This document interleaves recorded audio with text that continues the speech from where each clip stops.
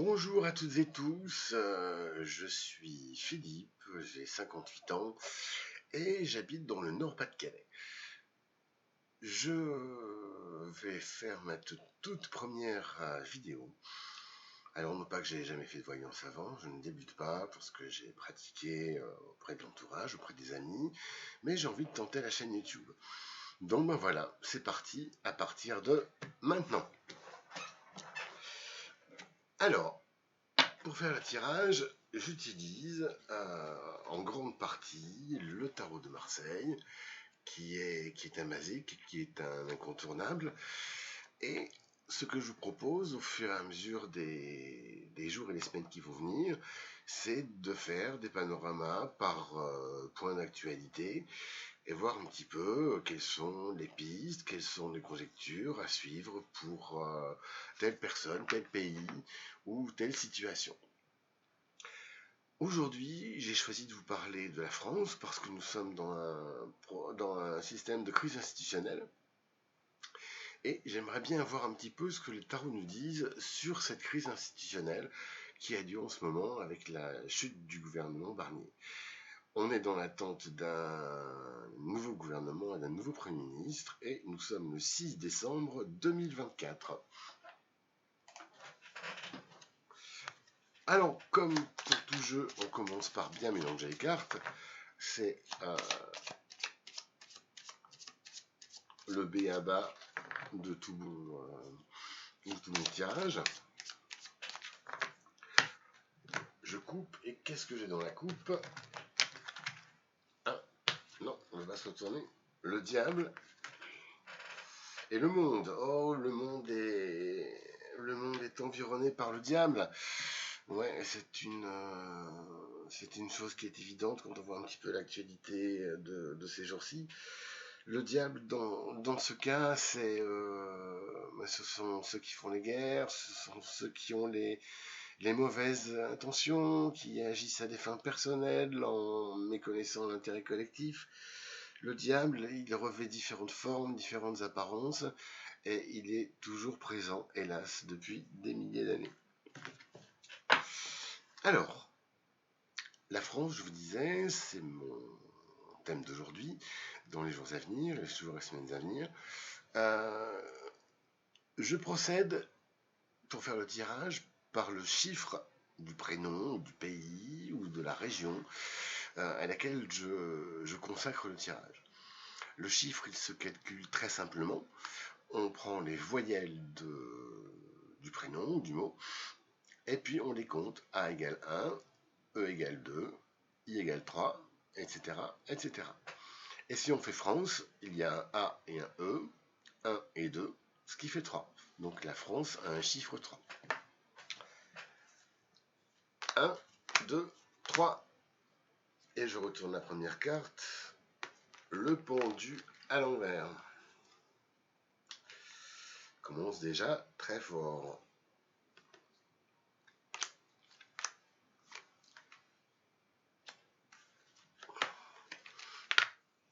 1, 2, 3, parce que c'est le chiffre d'aujourd'hui.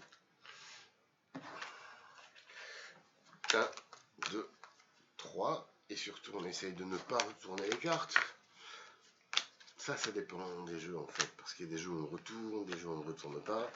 Et là, vous avez vu que celle-là, je l'avais un petit peu retournée. Mais c'est pas grave. Le thème général, le pendu à l'envers. Le pendu, vous le voyez, c'est quelqu'un qui est suspendu par un pied, hop, qui a la tête en bas et qui est naturellement à l'envers, mais qui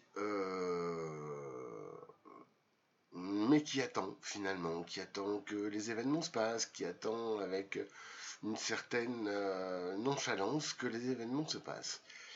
Si on retourne le pendu, effectivement le pendu, là il a un caractère qui est différent. Il attend, bien sûr, mais il reste vigilant. C'est peut-être plus un empêché qu'un spectateur. Voilà. Alors, rapporté à notre thème qui est ce qui va arriver en France, on peut dire qu'on a le pendu, qu'on a de l'attentisme, que l'on est un peu dans l'expectative suite au choc qu'a suscité l'adoption de la mention de censure et la démission du Premier ministre. On est un petit peu dans une situation où finalement on subit les événements et où on attend un peu pour voir ce qui va se passer. Alors, si je retourne la première carte, l'amoureux. Ah, l'amoureux. L'amoureux, je ne sais pas si vous voyez bien la carte, oui, la voici. C'est un personnage masculin entouré de deux femmes, une brune, une blonde, et elles sont toutes les deux près de lui, et il ne sait pas laquelle choisir. Vous voyez aussi qu'il y a un personnage, qu'il y a un ange, entouré des rayons célestes, mais qui, lui, ne sait pas où il va envoyer sa flèche. Elle n'est pas pointée.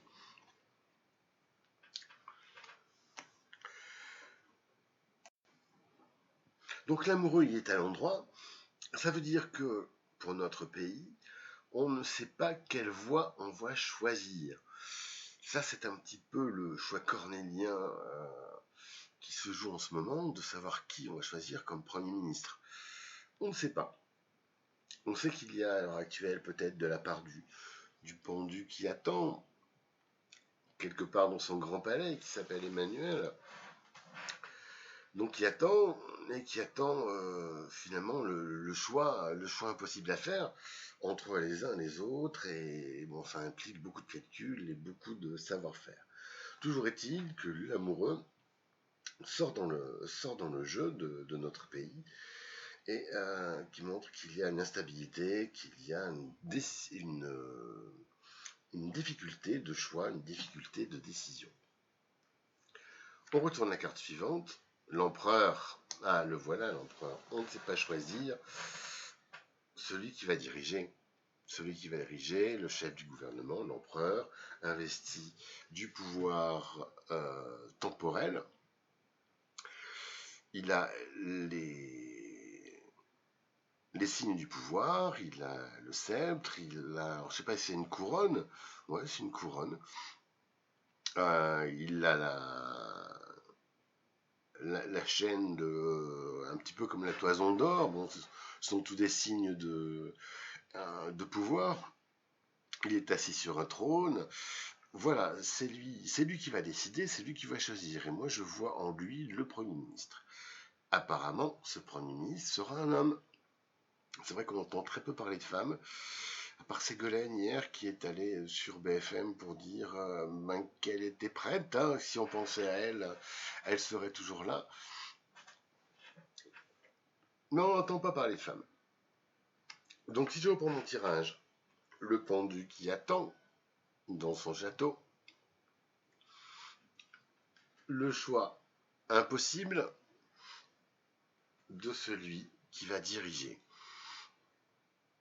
Et là, on est en plein dedans. Autre carte. La roue de la fortune. Voilà, elle est à l'endroit. Donc c'est pour arriver à un bouleversement qui va être positif. La roue de la fortune, c'est le dessin de la vie. Et je ne sais pas si vous voyez, mais il y a un personnage qui tient un glaive et qui peut arrêter la roue de la fortune. Mais pour l'instant, en ce qui nous concerne, la roue n'est toujours pas arrêtée et on est toujours en attente de notre empereur qui va être nommé bientôt. La roue de la fortune, c'est les changements. Les changements, c'est qu'on est en plein dedans.